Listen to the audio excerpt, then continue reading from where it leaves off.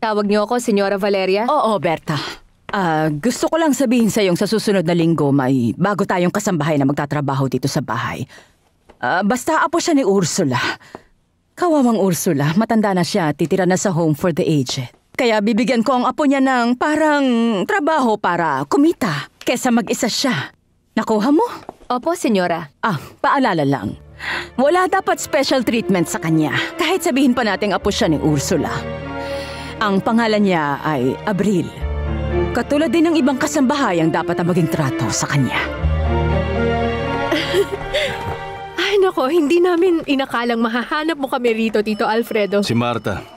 Siya ang nagsabi sa akin kung saan kayo makikita para mabati ko kayo. Sana maging masaya kayo buong buhay ninyo. Ay, salamat po, Tito Alfredo. Akala mo siguro, Rosalinda, napanig ako sa kapatid kong si Valeria. Kasi ang totoo. Hindi, Rosalinda. Panig ako sa pagmamahalan. Alam ko po yun, Tito Alfredo. Please lang, huwag niyong sasabihin kay Mama kung nasaan kami ngayon. Wag po. Huwag kayong mag-alala. Wala akong sasabihin. Congratulations, Rosalinda.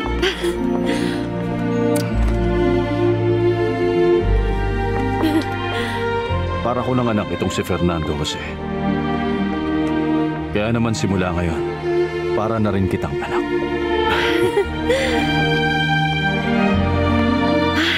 Sobrang saya talaga.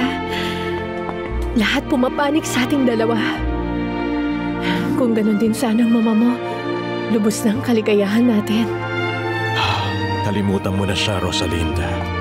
Kaya natin na wala siya. Pero mas gusto ko talaga na panig din siya sa atin. Oo nga kasi. Isa? Hindi. Tama na. Huh? Wag.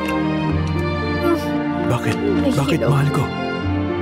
Nahihilo ako, mahal ko. Baka dahil dun sa kinain kong cake. Para kasi akong nasusuka na parang hindi ko alam.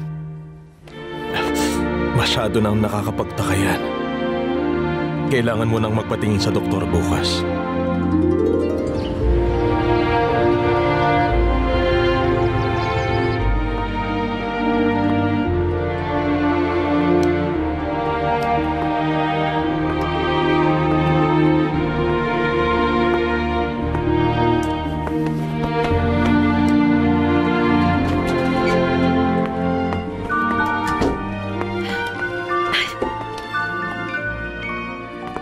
Buntis na nga ako, Fernando Jose.